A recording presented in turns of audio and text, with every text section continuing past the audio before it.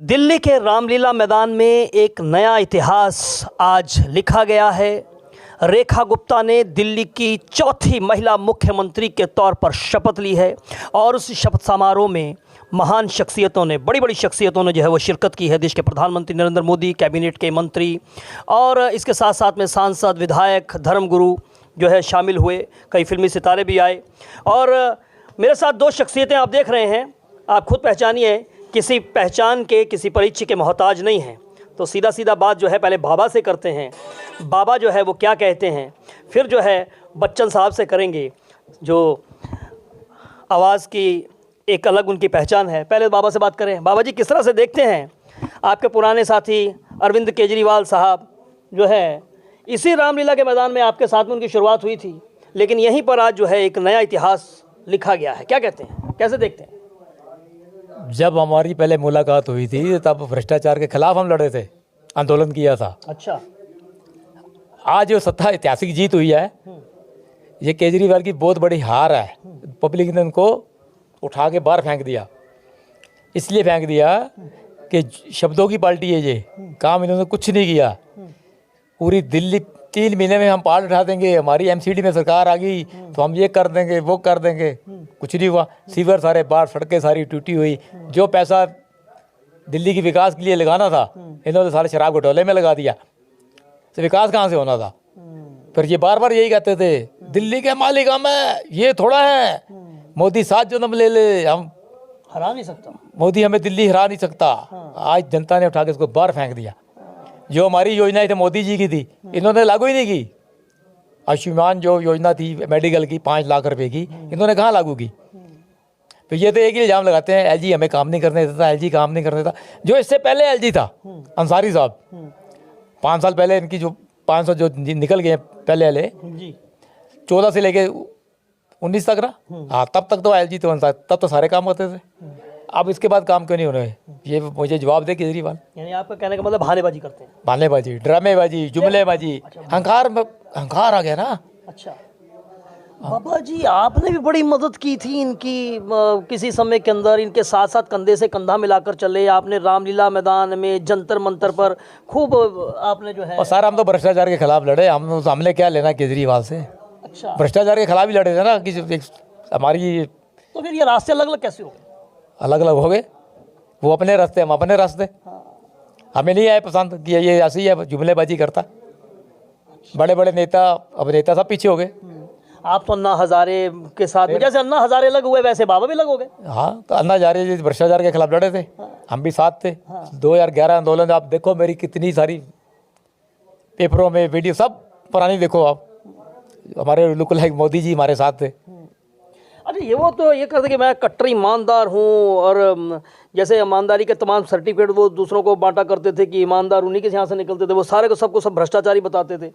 अब ये क्या वजह है? उन्होंने कहा था कि भाई मैं ईमानदार हूँ, दिल्ली की जनता फैसला करेगी कि मैं ईमानदार हूँ, और हम जो है भारतीय जनता पार्टी को इसका जवाब दिया जाएगा। क्या लगता क्या है, दिल्ली की जनता ने इतना, उन्होंने कहा, माना ही कुछ नहीं? क्यों मानेगी? इसलिए नहीं मानना ना, झूठ का बुलंदा है। अच्छा, इन्होंने कहा 3 महीने के अंदर हम पहाड़ हटा देंगे। हमारी एमसीडी में सरकार बनी तो कहाँ हटे? आज 2.5 साल हो गए, 2.5 साल से ऊपर हो गए ना। पहाड़ वहीं के वहीं है, पहाड़ वहीं है, वहीं है। ये चले गए, ये पहाड़ की तरह, ढाल की तरह दिल्ली की जनता ने हटा दिया। कैसे जी? एक बार फिर से कीजिए। वाह, क्या बात है। यानी किस तरह से चले गए केजरीवाल साहब। बाबा का स्टाइल जो है वो ज़बरदस्त है। और एक स्टाइलिश आदमी जो है हमारे साथ और बैठे हुए हैं, किसी परिचय के मोहताज नहीं है। क्या इनका तारुफ मैं आपसे करवाऊं, इन्हीं से मुखातिब होते हैं। भाई, आप तो लोगों को करोड़पति बनाते हैं, और यहाँ के बारे में आप क्या सोचते हैं? आज एक नया इतिहास रचा गया है। मैं सबसे पहले दिल्ली की जनता को बहुत बहुत बधाई देता हूँ, जिन्होंने रेखा गुप्ता जी का मुख्यमंत्री के तौर पर चयन किया। और रेखा गुप्ता जी बहुत ही अच्छी कार्यकर्ता हैं, और मुझे लगता है वो दिल्ली का बहुत अच्छा विकास करेंगी। जिस प्रकार G20 में दिल्ली एकदम चमक रही थी, उसी हिसाब से मुझे लगता है कि रेखा जी को ये काम सौंपा जाएगा। और हमारे दिल्ली के जो नागरिक हैं वो रेखा जी के कामों के लिए बहुत ज़्यादा उत्साहित हैं कि वो आगे आने वाले टाइम में बहुत अच्छे अच्छे काम करेंगे जिससे दिल्ली का नाम रोशन हो। बच्चन साहब, हम आपसे पूछना चाहेंगे कि बहुत विकास की बातें तो जो है वो अरविंद केजरीवाल ने भी की थी। अरविंद केजरीवाल ने लंदन और पेरिस बनाने की बात की थी, तो क्या आपको लगता है कि वो नहीं बना पाए? अरे केजरीवाल साहब की बात छोड़िए, वो तो हवा में तीर चलाते हैं। लग गया तो ठीक है, नहीं लगा तो कोई बात नहीं। लेकिन उन्होंने जनता को बहुत गुमराह किया और लोगों को ये विश्वास दिलाया कि हम दिल्ली को पेरिस बनाएंगे, लेकिन वो सपना वो कभी साकार नहीं कर पाते क्योंकि उनकी अपनी नीयत में ही खोट है। क्या बात कर रहे हैं सर? झीलों का शहर बना दिया था उन्होंने। दिल्ली के अंदर जब बरसात होती तो हर जगह पे झील दिखाई देती थी।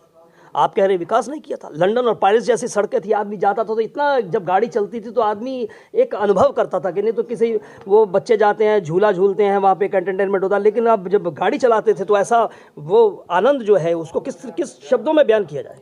ऐसा है, जब आप कभी कोई तीर चलाते हैं तो वो हवा में जाता है।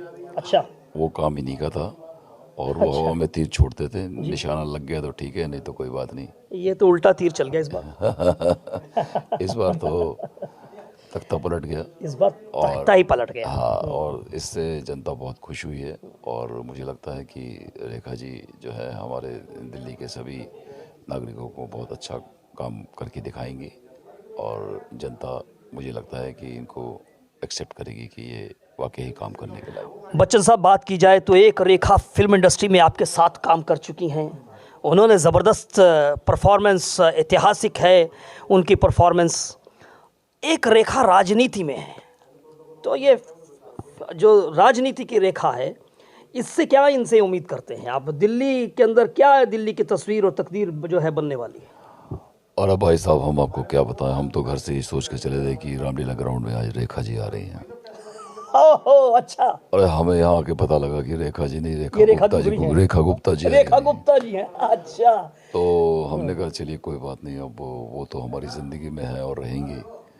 लेकिन इस बार रेखा गुप्ता जी को देख के मुझे बहुत अच्छा लगा और मैं चाहता हूँ कि रेखा गुप्ता जी बहुत अच्छा काम करें दिल्ली के लिए। और हमारी दिल्ली को एक ऐसे ही नेता की ज़रूरत थी जो लोगों की बातों को सुन सके, उनके काम करवा सके और जनता उनसे खुश रहे। वैसे एक बात तो है, आप किसी और रेखा को ढूंढने आए थे, यहाँ पर रेखा गुप्ता मिल गई। एक बात से ठीक समझते हैं कि कहीं ना कहीं घर जाते तो जया जी से आपका कलेश होता कि भाई तो रेखा से मिलने के लिए मुंबई से दिल्ली पहुँच गए। वो तो अच्छा हुआ रेखा गुप्ता जो है मिल गई यहाँ पर शपथ लेती हुई। अरे भाई साहब, बहुत पुरानी कहावत है, man is a man. Man is a man. Man is a man जी, तो आदमी जो है वो अपनी आदतों से बाज नहीं आता है। अच्छा।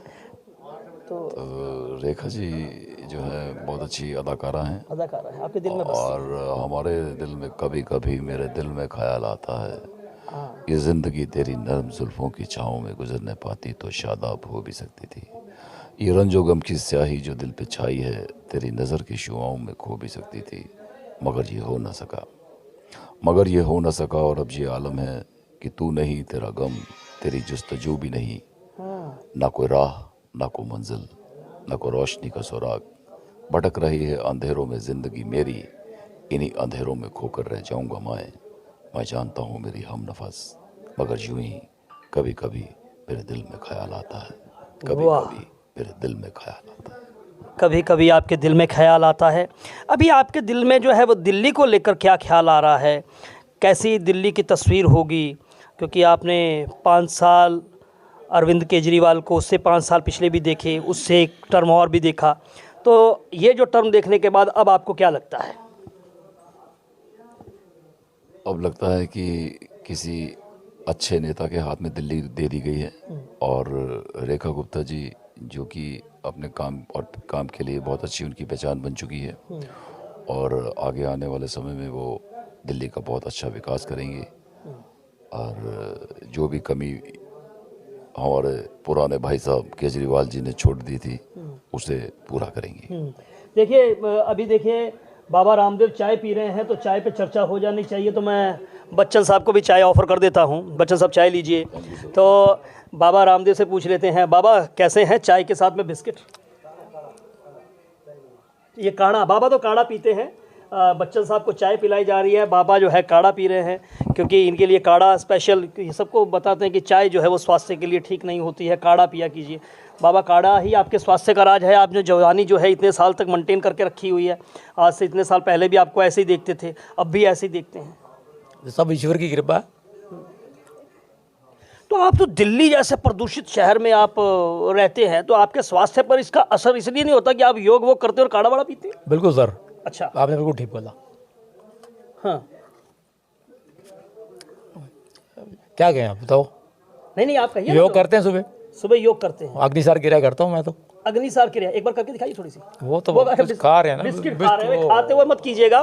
तो चलिए, बाबा जो है इस समय काढ़े का आनंद ले रहे हैं, तब तक जो है बच्चन साहब से हम मुखातिब होते हैं, बच्चन साहब से आगे की बात जो है वो जारी रखते हैं। बच्चन साहब एक बात बताइए, हमने देखा है कि रेखा जी के साथ में अपना बड़ी आपकी मोहब्बत है। जी भाई साहब। तो ये जया जी को कभी परेशानी नहीं होती क्या? लेकिन मैन इज मैन। हाँ, आफ्टर ऑल बात तो वही है, मैन इज मैन। लेकिन कैसे फिर वो आप कुछ ऐसे जो दर्शक हों जो कहीं इस तरह का आप जैसे मैन इज मैन को शौक रखते हो, तो फिर किस तरह से वो बैलेंस बिठाएं? उनको कुछ आप बताएं। देखिए, जब किसी इंसान का ब्याह हो जाता है किसी स्त्री के साथ में, जी, तो उसका दायित्व है कि वो उसी के साथ ही पूरी जिंदगी निभाए। क्या बात। पुरानी जिंदगी तो बाकी सब चीजें दिल में रखें, बाकी सब चीजें उस रेखाओं का पालन करें ना। रेखाओं का नहीं, रेखा का पालन करें। अच्छा, रेखाओं का नहीं, रेखा का पालन करें। तो भाई सीधी सी बात है, ईमानदारी से जीवन जिए, दिल में बेशक आप रेखा को रखिए, इनका ये कहना है, लेकिन उस सीमा भी कह सकते हैं ना, सीमा का उल्लंघन नहीं करना सीमा का उल्लंघन मत कीजिए, रेखा का उल्लंघन मत कीजिए, और अब तो खास करके मत कीजिए क्योंकि दिल्ली में रेखा है। और क्या वजह क्या लगती है आपको कि महिला मुख्यमंत्री दी हैं? पहली महिला मुख्यमंत्री सुषमा स्वराज रहीं, उसके बाद हमने देखा शीला दीक्षित रहीं, फिर आतिशी रहीं, और अभी हम देख रहे हैं कि रेखा गुप्ता को जो है महिला मुख्यमंत्री के तौर पर जिम्मेदारी दी गई है। कितना बदलाव आने वाला है महिलाओं के जीवन में? कहते हैं ना जी, एक नारी सब पे भारी। क्योंकि नारी के पास कुछ ऐसी शक्तियां होती हैं जो एक मर्द के पास नहीं होती हैं। क्योंकि एक पुत्र को या पुत्री को जन्म देती हैं जब, तो वो जो पीड़ा उस टाइम वो सहन करती हैं, वो नारी ही कर सकती है। तो नारी जिस काम में लग जाती है उस काम को पूरा करके ही छोड़ती है। बहुत बड़ी बात है।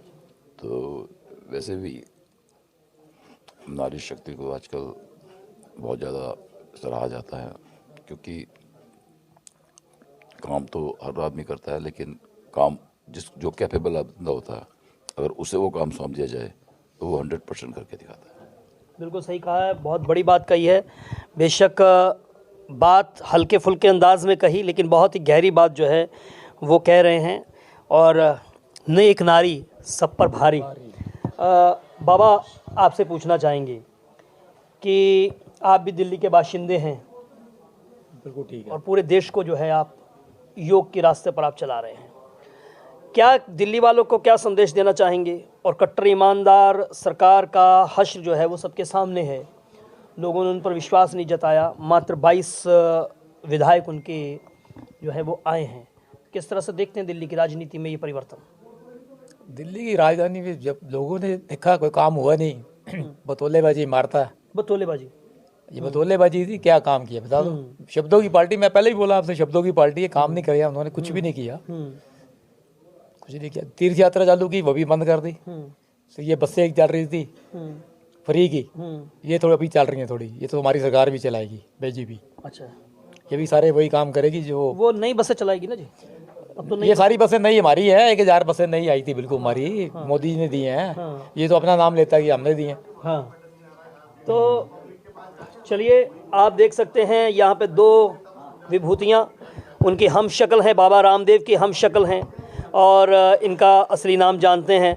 सर आपका नाम क्या है भाई साहब? संजय तलवार। संजय तलवार साहब हमारे साथ बाबा रामदेव के रूप में जो है वो जुड़े। एक मनोरंजन के दृष्टि से हमने जो ये जो प्रस्तुति है हमारी आपके सामने है, और किसी भी व्यक्ति का मजाक उड़ाना हमारा मकसद नहीं है। और यहाँ पर अमिताभ बच्चन साहब के हम शक्ल हैं। सर, आपका नाम बताइए। अरविंद अरोड़ा साहब है, लेकिन उन्होंने बात बहुत ही सधे हुए अंदाज में, बड़े ही सुलझे हुए तरीके से जो बात अपनी जो है उन्होंने रखी है। बहरहाल हम ये कह सकते हैं कि दिल्ली के इतिहास आज दिल्ली ने एक नया इतिहास रचा है, इतिहास का एक नया अध्याय जो है वो लिखा है, और दिल्ली की राजनीति ने एक नई करवट ली है। अब देखना होगा कि दिल्ली वालों की जो अपेक्षाओं पर जो है वो नई सरकार, भारतीय जनता पार्टी की सरकार जो है वो कितना उम्मीदों पर खरा उतरती है। कुछ बात कहना चाहते हैं आप? हंसते रहिए, मुस्कुराते रहिए, क्योंकि आपसे ही देश की पहचान है, आपसे ही मोदी सरकार की शान है। जहां रोज एक नया कमल का फूल खिलता हो, उस सरजमी का नाम हिंदुस्तान है। हिंदुस्तान है। क्या बात है, क्या बात है। तो कमल खिल चुका है दिल्ली में। 27 साल बाद दिल्ली की सत्ता में भारतीय जनता पार्टी की शानदार वापसी हुई है, और अब दिल्ली में भगवा लहराता हुआ दिखाई दे रहा है। और देख सकते हैं बाबा रामदेव और अमिताभ बच्चन साहब भी अपने तरीके से, अपने अंदाज से अपनी खुशी को प्रकट करते हुए, अभिव्यक्त करते हुए नजर आ रहे हैं। जय श्री राम। जय श्री राम। भारत माता की जय। भारत माता की जय।